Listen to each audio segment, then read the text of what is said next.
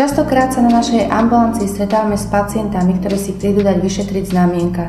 No pri samotnom vyšetrení prídeme na to, že to, čo pacient považuje za znamienko, je v podstate len obyčajný výrastok, po prípade starecká bradavica.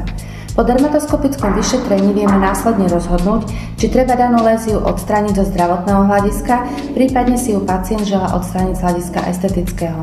Klasické materské znamienka, tzv. Pigmentové névy, sa laserom neodstraňujú, pretože vieme, aké dokážu byť nebezpečné a preto ich vyberáme zásadne len chirurgicky aj s následným histologickým vyšetrením.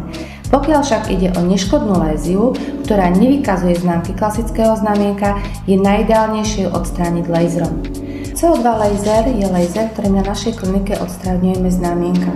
Laser má oproti chirurgickým zákrokom niekoľko výhod.